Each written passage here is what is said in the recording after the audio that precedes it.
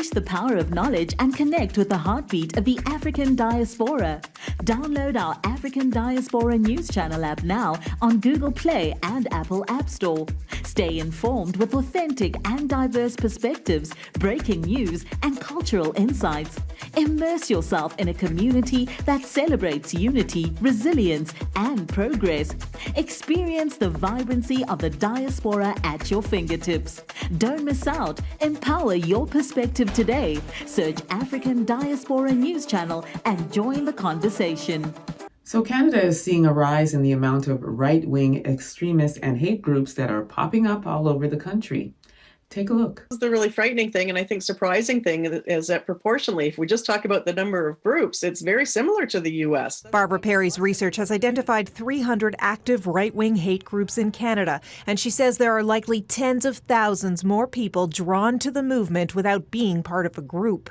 CSIS has been devoting more resources to the threat of violent extremism, with a number of individuals known to CSIS. Conservative Michelle Rempel-Garner called out one of the convoy leaders currently in custody, Pat King, condemning him on Twitter for espousing the Great Replacement theory and calling others to do the same. Great Replacement theory is believed to be a motive in the Buffalo shooting, a racist and anti-Semitic conspiracy theory about a plot to replace white people. Whenever it comes time to condemn such a mass shooting, everybody rallies around and condemning it, but ignore the fact that some leaders have come close to looking like if they're not endorsing it, that they're tolerating it or looking the other way.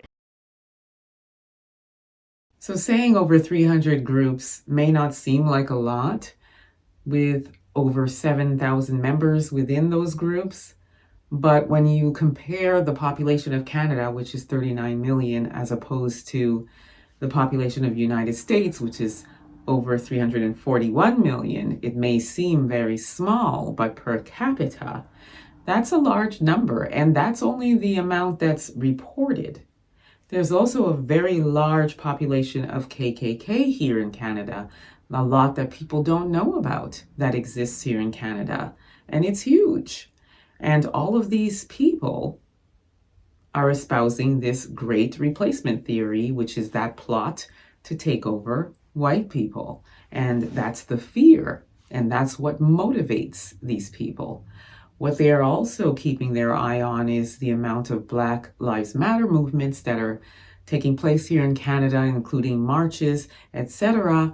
And while Canada doesn't have the level of mass shootings that go on in the United States, there certainly is a lot of plotting that's going on, and there's definitely some concern about the copycat situation that can happen here in Canada. And as you heard from the transport minister, who said that a lot of these people in these positions, turn a blind eye, and that is factual, and largely in part because some of them are extremists that are in these positions.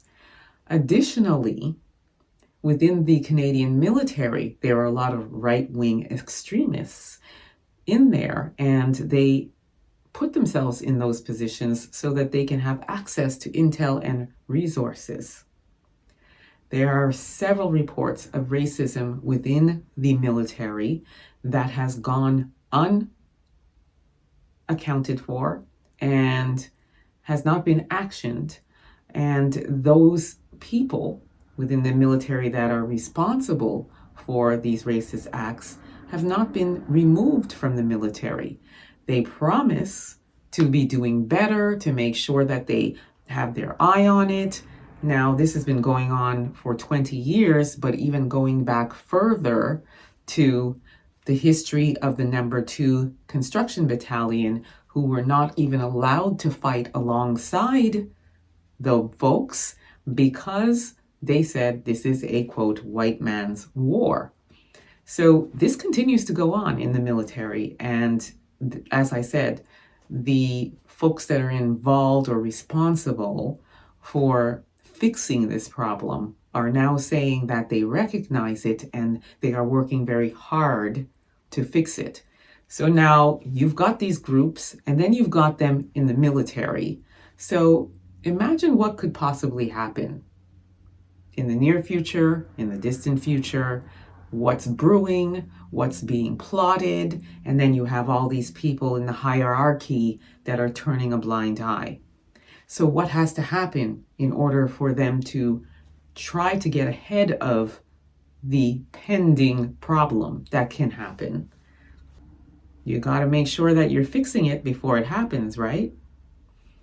But sometimes what happens is something does have to happen in order for them to say, oh, we see it now. Just because it's not happening, it doesn't mean it won't. And it doesn't mean that it's not on the horizon.